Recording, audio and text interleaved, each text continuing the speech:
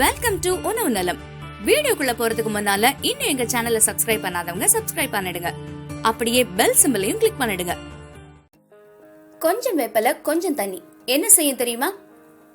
ஆயுர்வேதத்துல அடிப்படை மூலிகையா இருக்கக்கூடியது வேப்பல.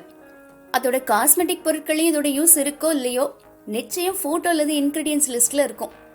So வெளியிருந்த cosmetics கொஞ்சம் ஓரங்கட்டி வச்சுட்டு 2 கைப்பிடி கருவேப்பிலையில கொஞ்சம் தண்ணி சேர்த்து அரைச்சு வேப்பில கூழ எடுத்துக்கோங்க. இத முகத்திலையும் உடல்லையும் பூசி வரதுனால கிடைக்கக்கூடிய பலன்கள்லாம் என்னென்னு பார்க்கலாம். உடல்ல எந்த பகுதியில இருக்கக்கூடிய வெட்டுக்காயம், தீக்காயம் மற்றும் முகப்பரு தழும்புகள் எதுவா இருந்தாலும் தொடர்ந்து வேப்பில பேஸ்ட பூசி வர மறைய தொடங்கும். பெண்கள் மஞ்சளையும் சேர்த்து தடவி வந்தா இன்னும் நல்ல பலன் கிடைக்கும். முகப்பரு தழும்புகள் மட்டும் இல்லாம முகப்பருவையும் குணமாக்கக்கூடிய ஆற்றல் இதுல இருக்கு. அதுக்கு வேப்பிலையோட துளசியும் சேர்த்து அரைச்சு பூசி வரலாம். ஒருவேளை உடம்புல இருந்தாலும் நீங்க பூசிக்கலாம். எப்பயுமே இந்த மாஸ்க் ட்ரை ஆனதுக்கு அப்புறம் சில் வாட்டர்ல கழுவி வர்றது முக்கியம். வேப்பிலை, துளசி இது ரெண்டுத்திலயுமே ஆன்டிபாக்டீரியல் ப்ராப்பர்ட்டிஸ் இருக்கிறதுனால முகப்பருவை நீக்கி இன்ஃபெக்ஷன் ஆகாமையும் தடுக்கும்.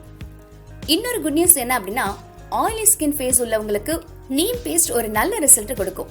அதுக்கு நீம் பேஸ்ட்ல கொஞ்சம் தயிர், 1 ஸ்பூன் லைம் ஜூஸ் இதை சேர்த்து ஃபேஸ் பேக் போட்டு ட்ரை ஆனதுக்கு அப்புறம் சில் வாட்டர்ல கழுவி வர ஃபேஸ்ல ஆயில் ப்ரொடக்ஷன் நின்றுடும். சோ இதனால வரக்கூடிய பிம்பிள்ஸையும் தடுக்கலாம். ஸ்கின் க்ளோயிங் ஆறதுக்கு இன்னொரு செம்ம ஐடியா இருக்குதுங்க. இதை நிச்சயம் ஃபாலோ பண்ணுங்க. அதாவது வேப்பிலையோட ரோஜா பூ இதழ்களை சேர்த்து அரைச்சு ஃபேஸ்ல அப்ளை பண்ணி கழுவி வர ஸ்கின் ஸ்மூத் ஆகுறதோட பொலிவாவும் மாறும். என்ன வியூவர்ஸ், வீடியோ பிடிச்சிருந்தா லைக் பண்ணுங்க. கூடவே அருமையான கமெண்ட் எழுதி பொங்கல் பரிசுகளை அள்ளுங்க.